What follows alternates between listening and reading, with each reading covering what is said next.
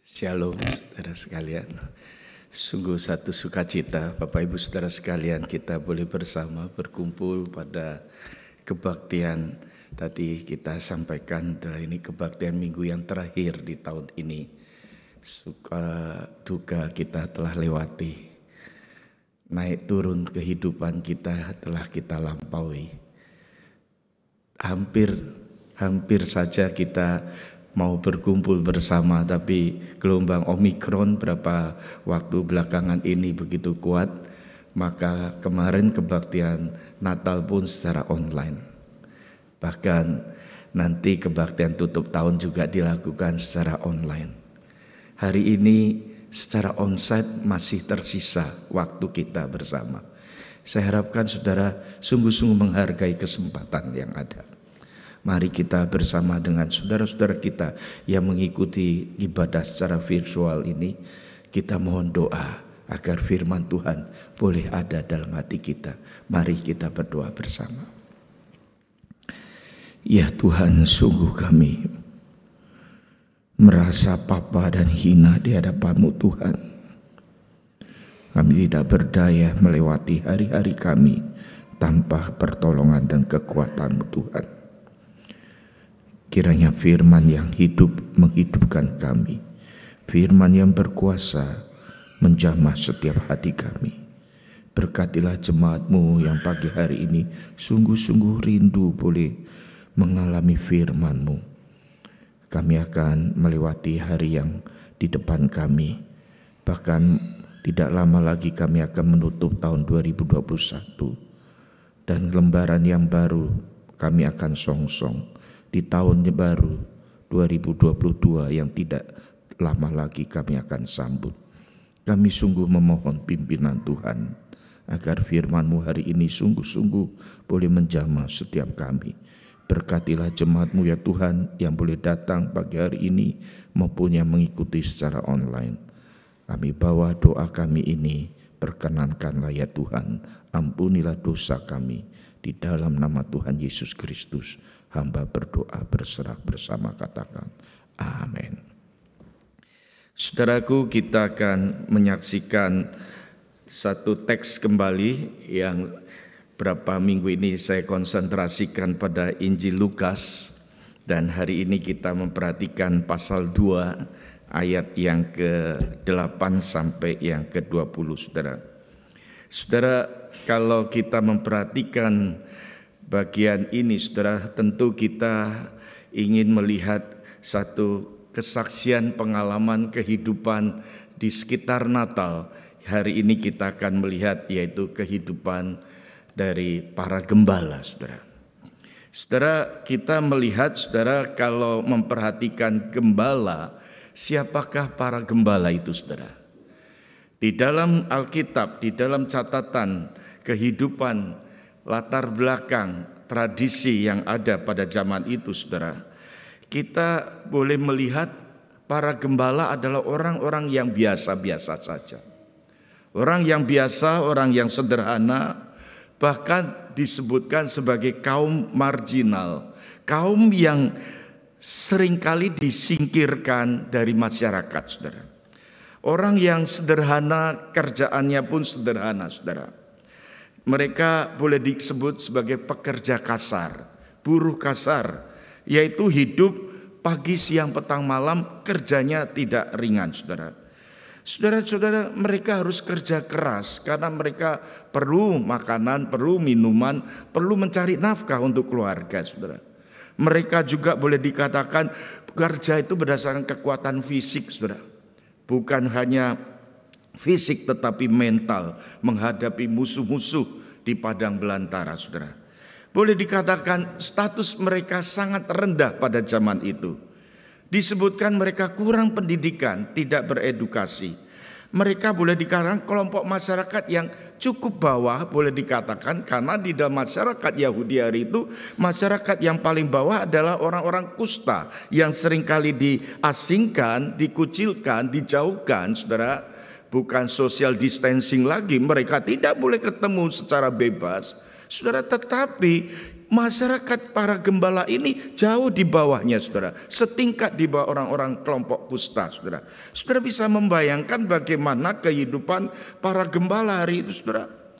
Secara religius, secara keagamaan mereka disebutkan orang-orang yang tidak religius, tidak beragama. Berbeda dengan ahli Taurat, para Farisi, berbeda mereka, saudara. Situasi-situasi mereka jelas, saudara. Di tengah-tengah kehidupan pasti mempunyai harapan, mempunyai kerinduan, saudara. Mempunyai angan-angan, mempunyai cita-cita, saudara. Saudara, ketika saudara membayangkan, berimajiner bagaimana kalau saudara jadi masyarakat gembala hari itu, saudara, apa yang kita inginkan? Ada berita kabar baik apa yang kita rindukan, saudara? Saudara sekalian, mungkin dari antara kita berpikir pasti jawabannya supaya mereka bisa bebas dari kesulitan mereka. Mereka boleh bebas dari kesulitan ekonomi yang sangat rendah. Mereka boleh bebas dari kehidupan jaminan sosial yang boleh didapatkan, saudara.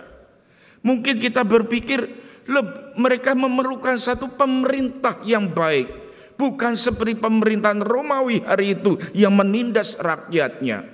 Mereka ingin pasti bebas dan menyongsong hari depan dengan pemerintahan yang adil, yang sungguh membawa kemasyarakatan yang penuh dengan kebaikan, saudara. Saudara-saudara, jawaban-jawaban ini, saudara, tentu tidak salah. Kalau saudara dan saya berdoa di tengah-tengah keadaan seperti itu, jelas tidak salah, saudara. Kita merindukan kehidupan kita lebih baik, saudara. Tetapi saudara-saudara, kita perlu menyaksikan berita apa yang Tuhan sampaikan kepada para gembala itu, saudara. Saudara, kita membaca di bagian pasal 2 ayat yang ke-11, itu ada satu ayat yang sangat dikenal, yaitu dikatakan, hari ini telah lahir bagimu juru selamat, yaitu Kristus Tuhan di kota Daud. Saudara memperhatikan proklamasi pengumuman para malaikat yang disampaikan kepada para gembala, saudara. Saudara coba memikirkan, di tengah-tengah keadaan seperti itu, justru yang diberikan oleh Allah kepada para gembala melalui malaikat itu, yaitu sebuah kabar keselamatan, yaitu telah lahir Kristus Yesus di kota Daud. Kenapa Yesus? Kenapa Allah tidak memberitakan mereka boleh bebas dari kesulitan mereka? Mengapa malaikat itu tidak memberitakan tentang apa yang mereka butuhkan saat itu?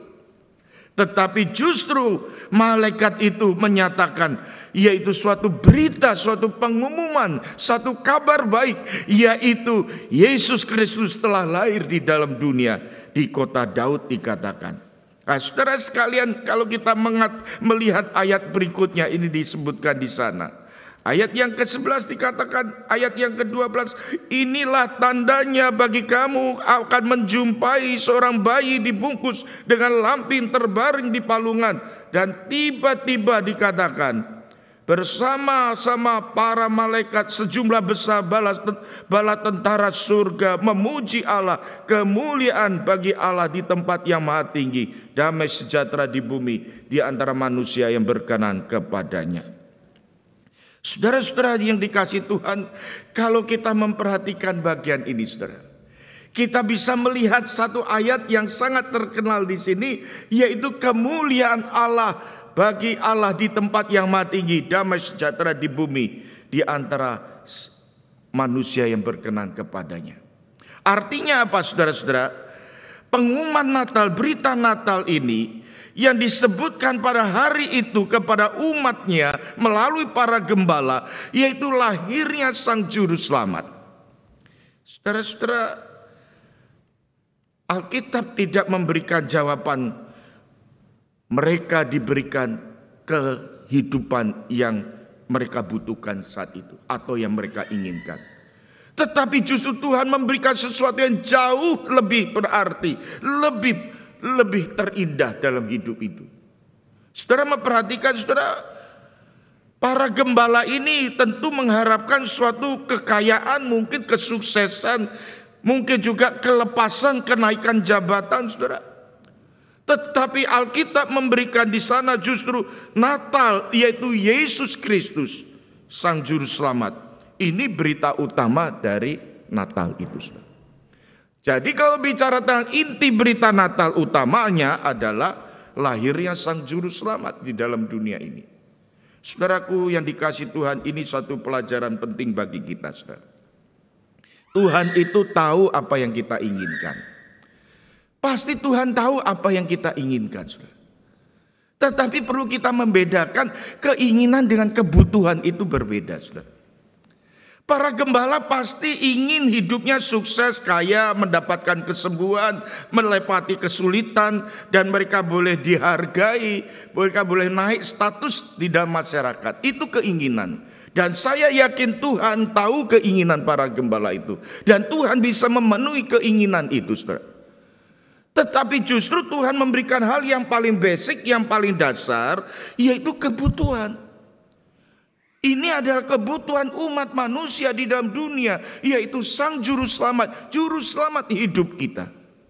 Saudara, perlu kita pahami bahwa berita Natal itu sebenarnya adalah berita yang menjawab kebutuhan dunia ini. Kebutuhan manusia, kebutuhan saudara dan saya, yaitu keselamatan, saudara. Kita manusia berdosa, kita butuh keselamatan itu. Kita butuh juru selamat, kita butuh pengampunan itu. Kita butuh perdamaian, kita butuh kehidupan yang akan datang, yaitu kehidupan kekal. Bapak Ibu Saudara sekalian, Tuhan tahu apa yang dibutuhkan para gembala itu. Mereka yang membutuhkan yaitu berita sukacita, berita Natal, berita kehidupan, berita yang terindah, yang terpenting, yang paling berharga, saudara. Bapak Ibu Saudara sekalian, kalau dunia ini hanya butuh pengetahuan, saya yakin Tuhan cukup mengutus saintis-saintis, para ilmuwan. Kalau dunia ini hanya butuh kesembuhan, cukup Tuhan taruh dokter-dokter yang baik. Dan Tuhan sudah taruh dokter yang baik di dalam dunia ini, saudara. Kalau kita butuh penghiburan, saudara, Tuhan bisa pakai kok entertainer yang penghibur-penghibur yang membawakan puji-pujian, nyanyian-nyanyian di dunia ini banyak sekali, saudara. Kalau kita boleh katakan dunia ini hanya membutuhkan seorang yang boleh dikatakan menjadi konselor kita, saudara. Banyak psikolog-psikolog, saudara. Tetapi Allah tahu, saudara-saudara, Allah tahu kebutuhan dunia ini yang tidak bisa dilakukan oleh siapapun kecuali Allah sendiri. Maka dia mengutus anaknya yang tunggal, yaitu Yesus Kristus, datang ke dunia. Saudara, marilah kita pahami hadiah yang terbesar ini, saudara. Mari kita selami, saudara-saudara. Inilah kebutuhan yang Tuhan tahu di dalam masyarakat kita dalam dunia ini, saudara. Oh, Tuhan itu Maha Kuasa, pencipta langit dan bumi. Dia penyedia hidup, saudara. Saya memikirkan, saya merenungkan kalau seandainya, saudara, Tuhan itu enggak peduli dengan kita, kita sudah binasa semua, saudara. Kita udah habis, saudara. Kita enggak bisa lawan virus yang ganas seperti itu, saudara. Bukan menelan nyawa 1-2 ribu, ratusan ribu, jutaan, saudara. Kita enggak bertahan, saudara. Tetapi saya yakin Tuhan tetap peduli dalam situasi yang berat seperti ini, saudara. Tuhan tahu apa yang kita sedang hadapi, saudara. Saudara dan saya ketika kita berdoa, Tuhan peduli, Tuhan ikut concern, ikut mengalami, saudara. Dia imam besar, dia datang ke dunia, ikut merasakan kita. Dia enggak jauh di sana, dia datang ke bumi, saudara. Inilah keunikan kekristenan, saudara. Bukan agama yang ada di langit sana, di surga yang jauh transenden itu, tetapi dia yang Immanuel, yang dekat. Dia hadir di tengah kita, bahkan dia menjadi manusia biasa, ikut turut merasakan apa yang kita rasakan. Oh Bapak Ibu Saudara sekalian, betapa hendaknya kita bersyukur. Tadi saudara Daniel katakan, kita patut bersyukur melihat perputaran perjalanan hidup kita sepanjang tahun ini. Saya hitung-hitung 360 hari. Ini lewati tanggal 1 sampai tanggal 26. Itu 360 hari. Saya renung-renungkan, saudara. 360 itu seperti rolling coaster, saudara.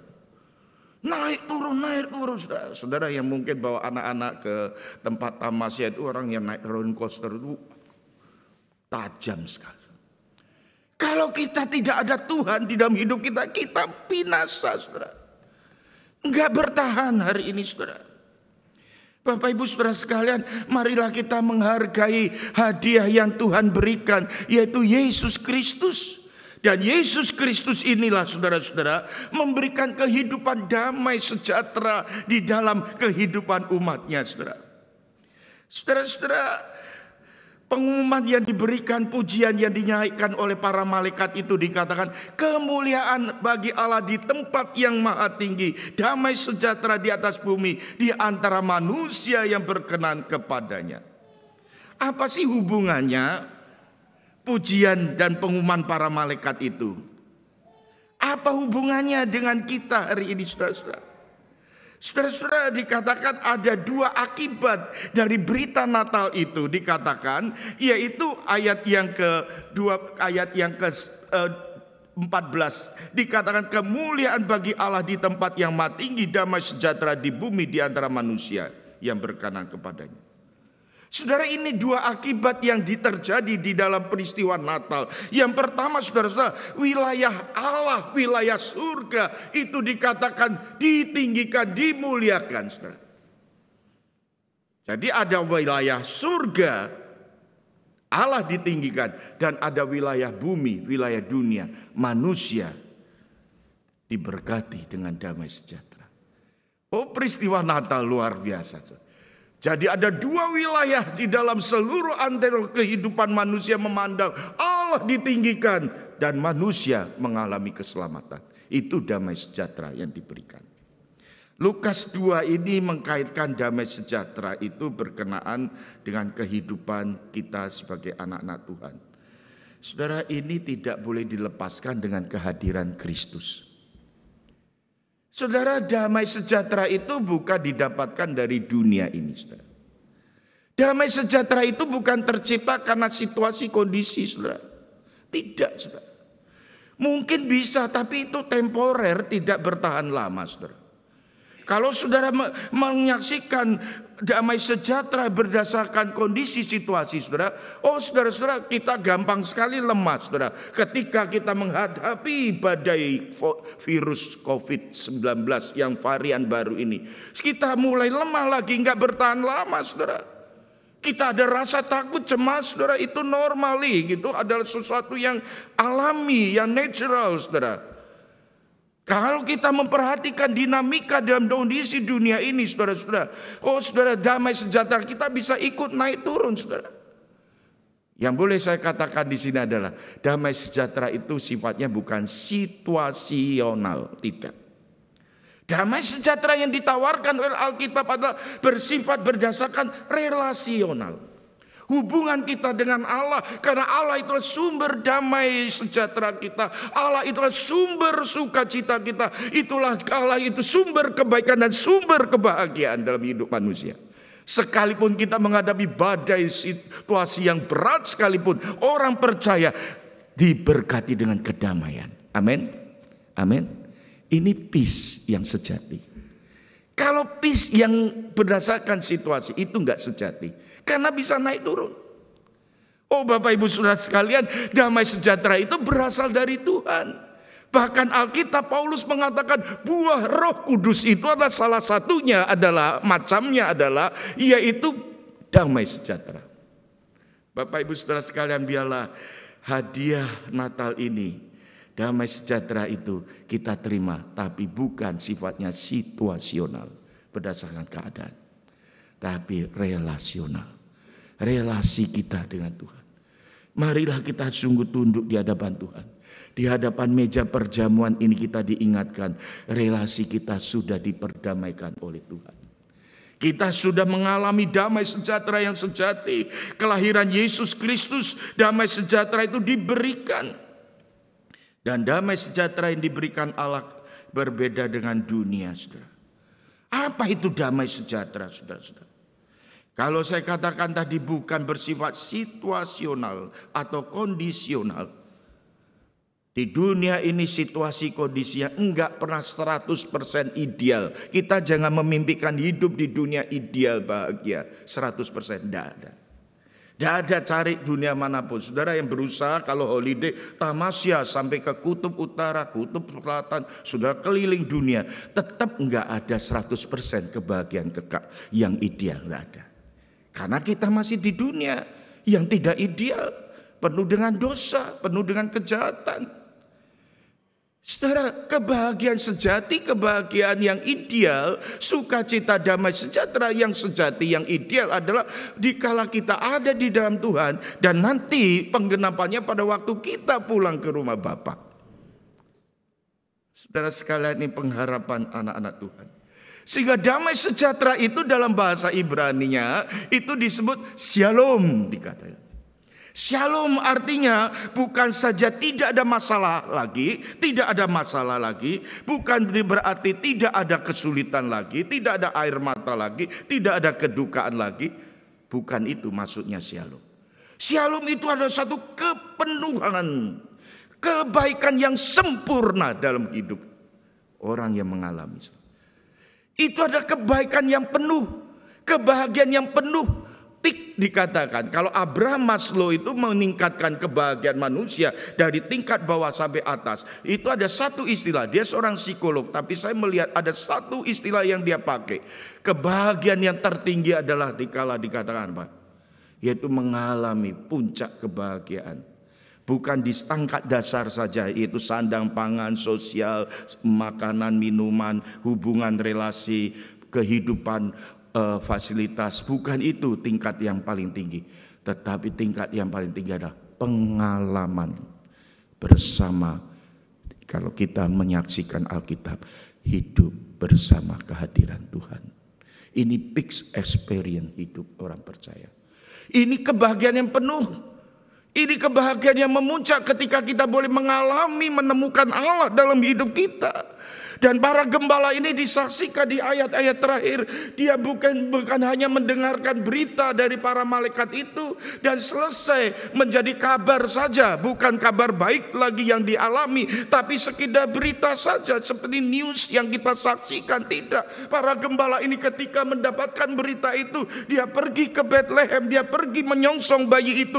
Dia melihat di sana dan apa yang terjadi, saudara-saudara. Mereka setelah menemukan, berjumpa dengan Yesus di bayi Yesus itu dikatakan dia kembali dengan sukacita memuji Allah dikatakan. Saudara perhatikan, saudara. Ada pengalaman yang disaksikan, saudara. Kemarin dalam persekutuan doa saya memberikan dua macam definisi iman. Iman itu bisa dipahami secara objektif di kelas pelajaran agama, dengarkan khotbah, ikut kedup kelompok kecil, itu objektif.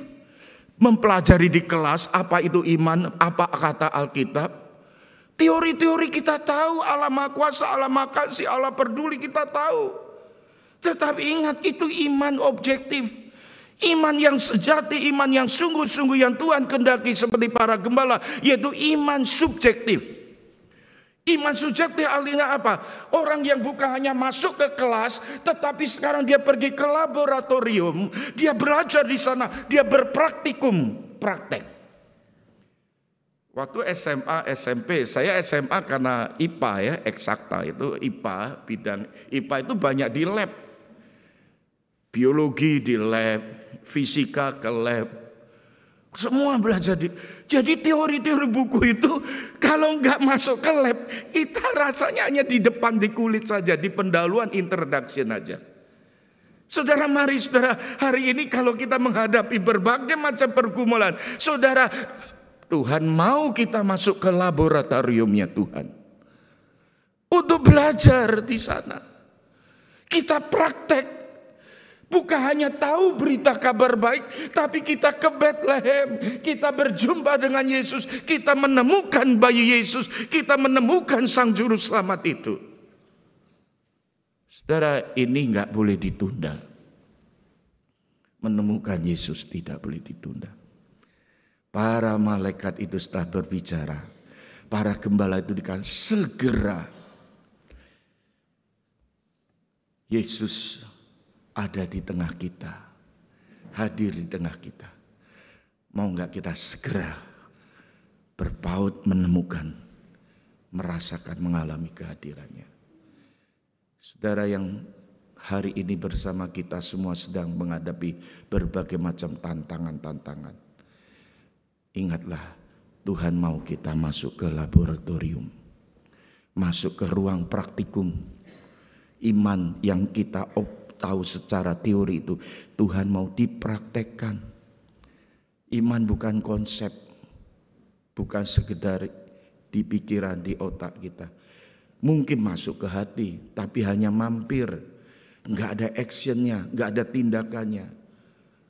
Saudara, Tuhan enggak mau itu. Tuhan mau kita masuk ke hati tetapi juga melakukan, melewati badai dengan iman. Allah itu ada ilah yang Immanuel. Yesus itu disebutkan Immanuel, bahasa untuk menunjukkan dia hadir. Dia mau kita bersama-sama dengan dia melewati hari-hari ini. Jangan lewatkan kesempatan itu. Saudara-saudaraku kekasih, jemaat yang ada dimanapun, jangan lewatkan kesempatan. 365 hari sebentar akan lewat dengan cepat. Kita akan song-song tahun baru.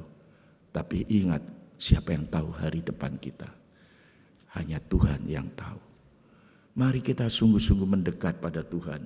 Kita berdoa pada Tuhan.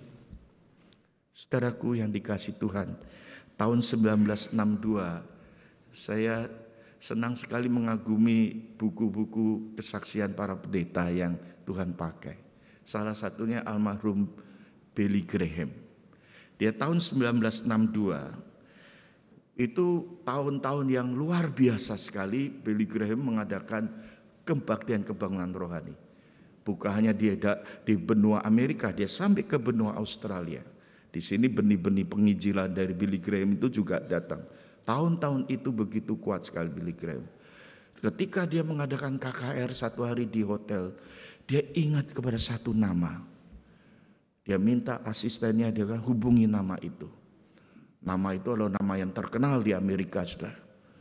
Ketika asistennya mencoba menghubungi manajer yang mengatur waktu dari orang terkenal ini, mengatakan, oh sampaikan pendeta Billy Graham, dia belum sempat, tunggu 2 minggu lagi. 2 minggu lagi. Oh, saudara, esok paginya Billy Graham katakan pada asisten, coba cari sampai temukan dia. Berusaha, akhirnya dikata memang gak bisa. 2 minggu. Saudara-saudara, dalam waktu 2 minggu itu, saudara, dunia digemparkan. Dan seorang tokoh yang sangat terkenal hari itu, saudara kenal, yaitu Marilyn Monroe. Dia meninggal karena bunuh diri. Marilyn Monroe adalah seorang tokoh artis yang sangat terkenal. Maka ada satu edaran artikel yang keluar. 2 weeks was too late. 2 minggu terlambat. Saudara-saudaraku yang dikasih Tuhan, kabar baik yang disampaikan hari ini yang memberikan jawaban terhadap kebutuhan manusia, kebutuhan saudara dan saya. Janganlah karena kesibukan, karena persoalan yang ada, yang kita hadapi, kita tidak fokuskan kepada Allah yang memberitakan kabar baik ini, yaitu Injil keselamatan. Kiranya Tuhan menolong, memberkati saudara sekalian. Amin.